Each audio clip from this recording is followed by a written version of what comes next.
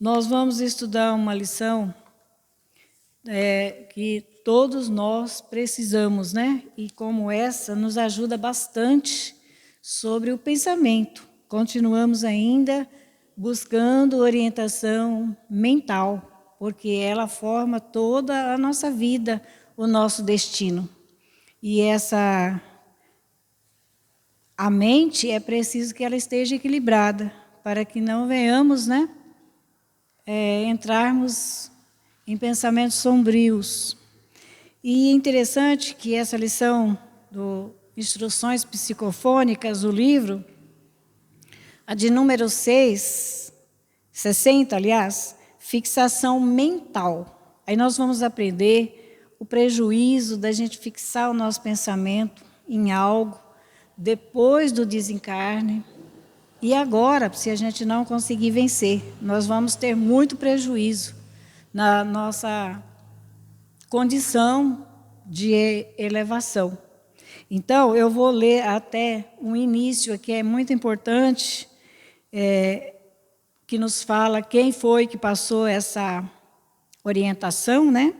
E aqui nos diz que nas tarefas do dia 5 de maio de 1955, o iluminado espírito de Dr. Dias da Cruz voltou a visitar, né, os estudos da casa do Chico Xavier. E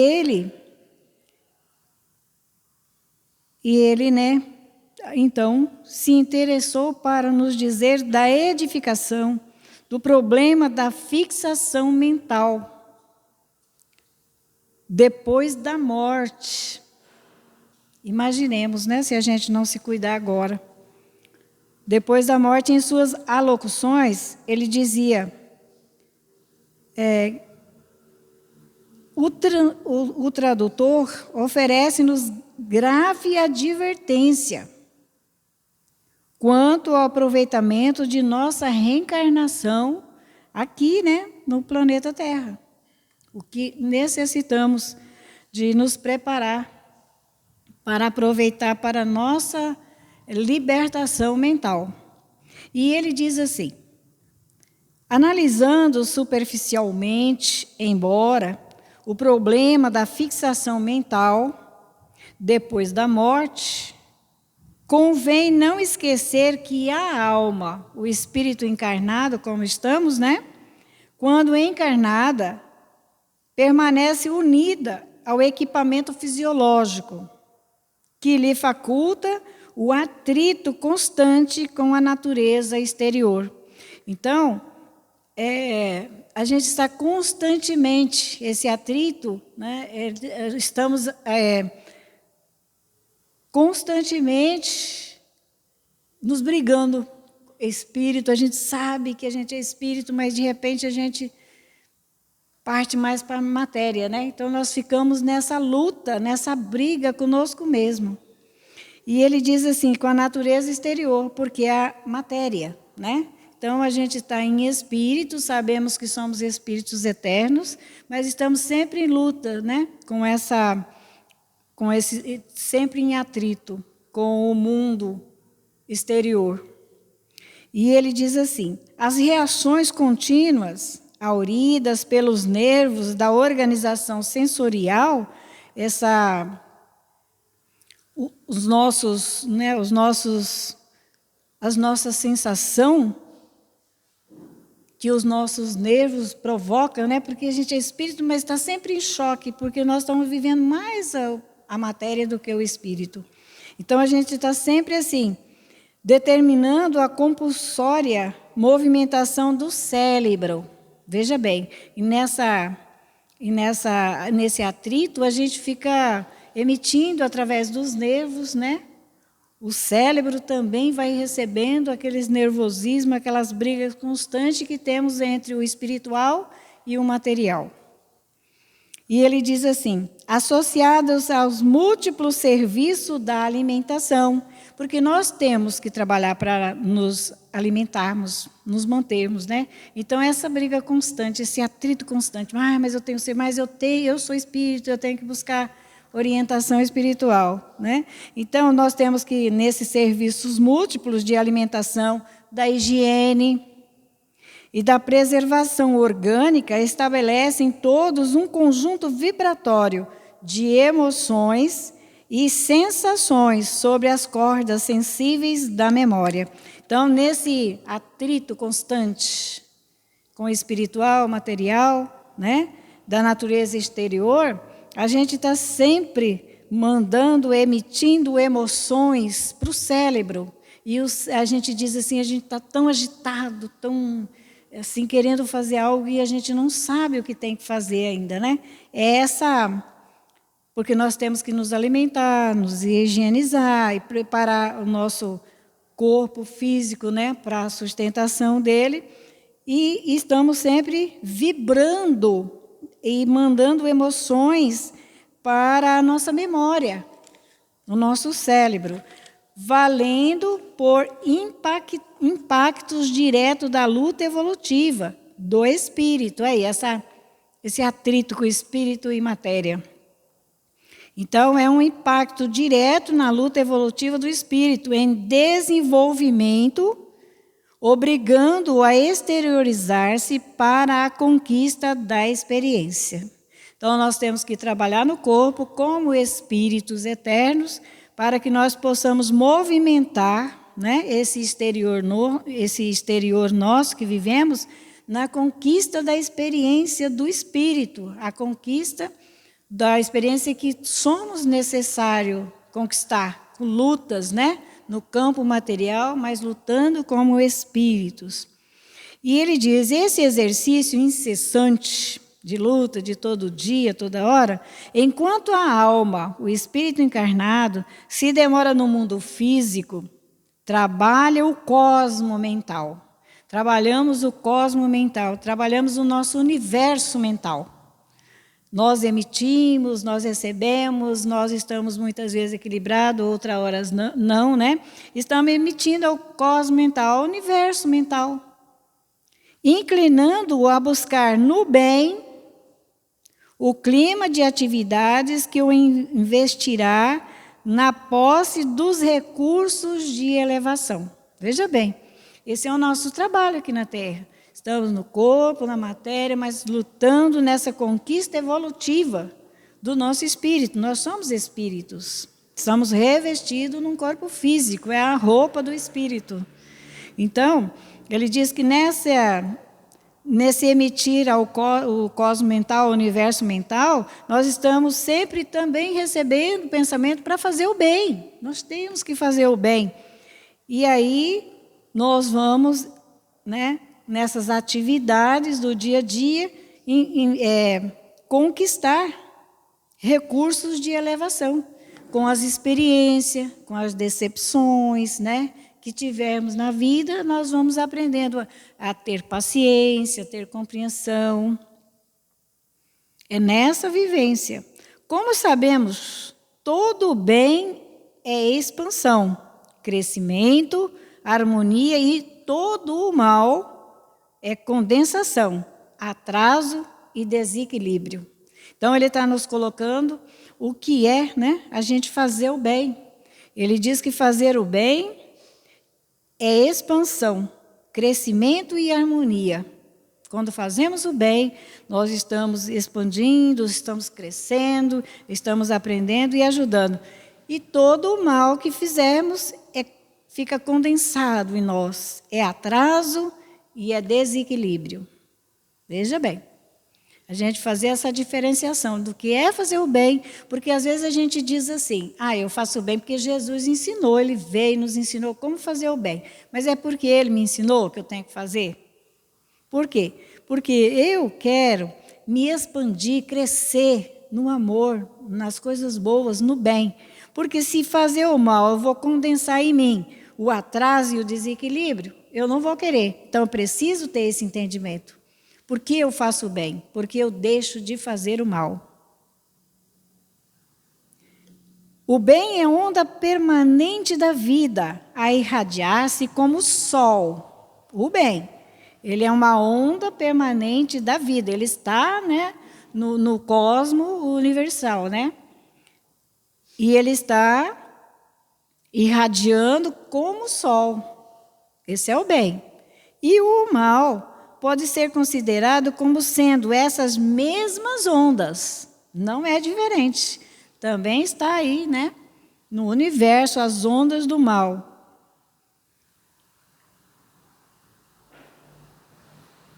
Essas mesmas ondas a inovelar-nos sobre nós mesmos. Olha só. Gerando trevas enquistada. Olha só. Trevas que nos deixa preso, né? O mal. O bem é como o sol. Ele é ondas presentes na vida, irradiando o sol, é como se for a vida, é a vida para nós. E o mal pode ser considerado como sendo essas mesmas ondas que o sol, mas enovelando-nos sobre nós mesmos, fica preso em nós, gerando a treva enquistada, com dificuldade, porque aí nós vamos fixando não coisas boas na nossa mente. E ele fala assim, ambos personalizam o amor, que é libertação, e o egoísmo, que é cárcere. Veja bem, a gente fica preso ao mal. O amor nos liberta, mas o egoísmo, ele nos prende. É um cárcere para nós, estamos presos. E ele diz assim, e se a alma não conseguiu desvencilhar-se enquanto na terra, se a gente não conseguir se desvencilhar do mal, né, do egoísmo que nos prende, enquanto estamos aqui na terra, das variadas cadeias de egoísmo, como sejam, tudo isso que ele vai citar são cadeias do egoísmo, o ódio, a revolta, a perversidade e a delinquência, o fanatismo, a vingança, a paixão o vício em si manifestando do corpo de carne. O vício se manifesta através do corpo de carne, o vício do espírito, né? Pela imposição da morte, assemelha-se a um balão eletromagnético pejado de sombra e cativo de processos da vida inferior. E ele nos fala que, né, esse balão eletromagnético é pejado de sombra, cativos dos processos da vida inferior. E a gente fica pejado, significa envergonhado, assim que sairmos do corpo. O tanto que a gente foi egoísta, o tanto que a gente odiou, o tanto que a gente passou aqui na terra revoltado, porque as coisas não aconteceram como a gente queria, e a gente se revolta. E o fanatismo, a vingança, são paixões, são vícios que nos prende, né, a essa vergonha depois que a gente deixar o corpo físico. Porque nós vamos ver quem somos realmente. Aqui a gente engana, né? Muitas máscaras a gente usa. Mas saiu do corpo, a gente vai mostrar quem é. Então a gente vai ficar envergonhado de sombras e cativos dos processos da vida inferior. Olha, nós vamos ficar cativos da vida inferior se a gente manter todos esses vícios. Vai ficar que nem um balão magnético, para lá e para cá, sem rumo, sem saber aonde vamos, o que vamos fazer conosco mesmo. A retirar-se do plexo que lhe garantia uma retenção, através da dupla cadeia de gânglios, vamos ver aqui, gânglios, para ver se a gente entende. É a dilatação dos nervos. Quando a gente fica nervoso, a gente dilata, né? Esses nervos. Então, ele diz aqui, aí a gente retirando-se dos plexos que garantiram a retenção, através da dupla cadeia de gânglios, do grande simpático projetando-se na esfera espiritual, a gente ainda emite ao mundo espiritual o que somos espiritualmente, internamente, né? Não com a leveza específica. Nós não vamos desencarnar com tudo isso aqui, com essa carga negativa inferior, e sermos leves na vida espiritual. A gente vai estar, né, preso. Leveza específica, suscetível de alçá-la a nível superior. Nós não vamos ter condições de evolução. Assim que a gente deixar o corpo físico, se a gente não vencer, não lutar para vencer esses vícios, quando encarnado, nós não vamos ter a leveza específica suscetível de alçá-la a nível superior.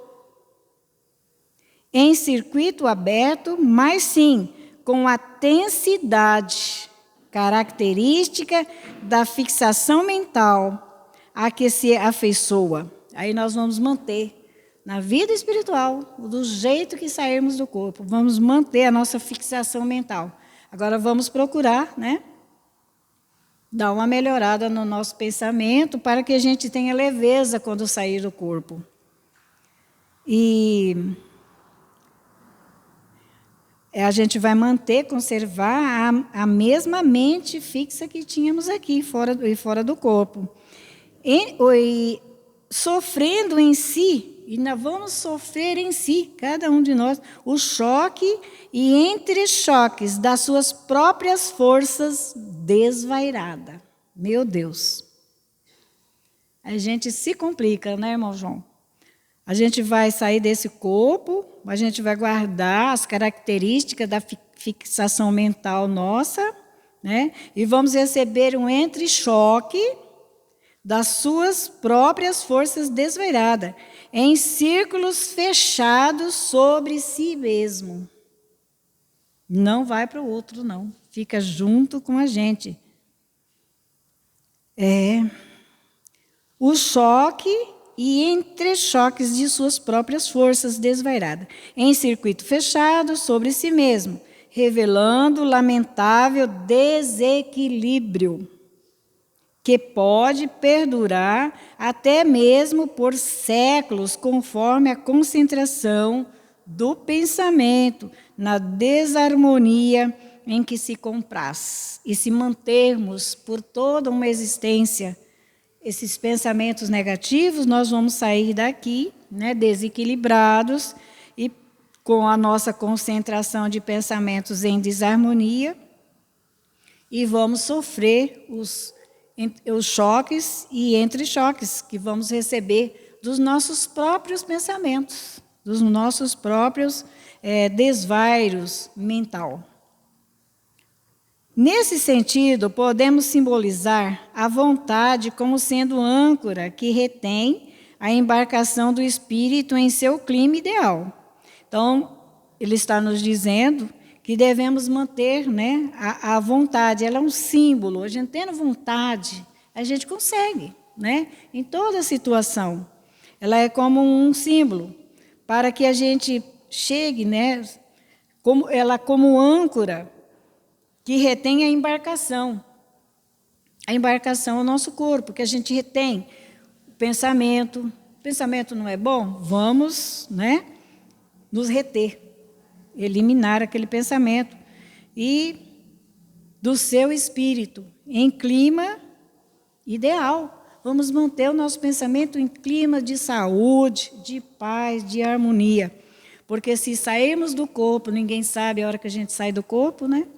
Se sairmos com essa fixação mental tão forte no campo inferior do ódio, da vingança, da paixão, do vício, do fanatismo, né?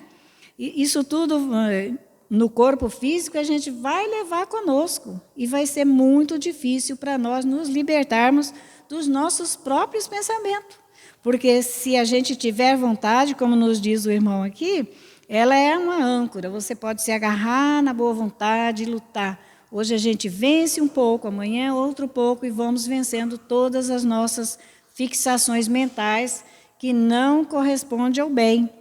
Porque o bem, como diz a lição, ela é uma onda permanente, como o sol, a irradiar aqui na Terra. Mas o mal pode ser também a mesma onda, é considerado sendo a mesma onda a nos envolver entre nós, a enovelar-nos a nós mesmos, gerando trevas e nos prende, né, a esse mal. Ficamos presos. Só o bem nos liberta. E ele termina dizendo: e é por isso que, encarcerando o valor da reencarnação, aliás, e é por isso que, encarecendo o valor da reencarnação, nós devemos analisar, né, o valor de estarmos num corpo físico como preciosa oportunidade de progresso. Lembremos aqui as palavras do Senhor no versículo 35 do capítulo 12 do Evangelho do apóstolo João: avançai enquanto tendes luz, para que as trevas não vos alcancem. Porque todo aquele que caminha nas trevas marchará fatalmente sob o nevoeiro, perdendo o próprio rumo. Veja bem, né? Então, enquanto temos luz, enquanto estamos no corpo físico, nós temos visão, nós temos a vontade, nós podemos direcionar a nossa vontade para o trabalho do bem, porque sabemos que esse pensamento do bem, ele fica, né? A nossa mente, ela emite pensamentos para o cosmos, para o universo, e ficam todas aí gravadas. E poderemos ajudar quando fazemos o bem. Então, nós vamos aproveitar. A nossa reencarnação, ela é valorosa, mas também nos prende, como diz a lição aqui, que ela pode nos deixar presos em séculos de dificuldade, ao sairmos do corpo físico, porque a escola é aqui na Terra. Vamos aprender para que a gente se liberte quando sair do corpo físico, né? Dar menos trabalho aos nossos amigos benfeitores espirituais. E a lição do Evangelho, Fonte Viva, ela também nos ajuda bastante no entendimento dessa lição tão preciosa, que nos convida a valorizarmos a nossa reencarnação. A lição 105, sois a luz. Vós sois a luz do mundo. Quem disse? Jesus. Mateus, capítulo 5, versículo 14. E Emmanuel nos diz: quando Cristo designou os seus discípulos como a luz do mundo, assinalou-lhe tremenda responsabilidade de estarmos na Terra. Veja bem, nós aqui fomos colocados para ser luz. Luz para nós, luz para os nossos irmãos encarnados, luz para os nossos irmãos desencarnados que se ligam a nós buscando essa luz também. Nós podemos ser um ajudante, né, dessa luz para que ela possa ajudar muitos. A missão, aí ele vem dizendo qual é a missão da luz. A missão da luz é clarear caminhos, varrer sombras, olha só, quanta tarefa, né? Quanto trabalho. E salvar vidas. Missão essa que se desenvolve invariavelmente à custa do combustível que lhe serve de base. Qual é o combustível que nos serve de base, né?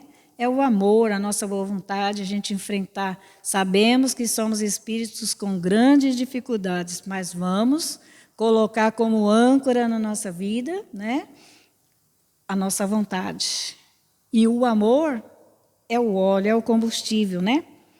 A chama da candeia gasta o óleo do pavio. A iluminação elétrica consome a força da usina. E a claridade, seja do sol ou do candelabro, é sempre mensagem de segurança e discernimento. Conforto e alegria, tranquilizando aqueles em torno dos quais resplandece. Olha que bela lembrança para todos nós, né, sobre o valor da nossa reencarnação, que devemos aproveitar e valorizar ao máximo para nos libertar das sombras, as sombras criadas por nós mesmos. E ele continua dizendo: se nos compenetramos, pois, da lição do Cristo, interessados em acompanhá-lo, porque a gente diz que está com Jesus, né? Mas será que a gente deixou penetrar em nós esses ensinamentos e a lição do Cristo? Interessado que estamos em acompanhá-lo, né? É indispensável a nossa disposição de doar as nossas forças na atividade incessante do bem, para que a boa nova brilhe na senda de redenção para todos nós. Veja bem, vamos refletir se estamos acompanhando Cristo, como a gente disse, né? Porque nós devemos deixar penetrar em nós todos esses ensinamentos amorosos, libertadores que Jesus passa para nós. Cristão, olha bem, cristão sem espírito de sacrifício é lâmpada morta no santuário do Evangelho. Veja bem, se a gente tiver preguiça, né, não quiser fazer sacrifício nenhum, um cristão dessa forma não se esforça para nada, como a gente faz, ela é uma lâmpada morta, ela tem luz, mas não ilumina. Ela não consegue transmitir o que ela tem, que ela sabe de bom, de luz, para ajudar o outro. Por quê? Porque ela não deixou se penetrar dos ensinamentos de Jesus, né? Não teve a força, não teve a disposição de doar a força que ela tem através do conhecimento. Então, nos tornamos lâmpadas mortas no santuário do Evangelho. E Emmanuel termina dizendo: busquemos o Senhor, oferecendo aos outros o melhor de nós mesmos. Como a gente busca Jesus, né? Eu queria que Jesus materializasse aqui na nossa frente. Vamos buscar Jesus oferecendo o melhor de nós para os outros, ajudando o outro. Sigamo-lo auxiliando indistintamente, sem escolhermos quem vamos ajudar todos aqueles que a gente puder ter condições, né, de ajudar.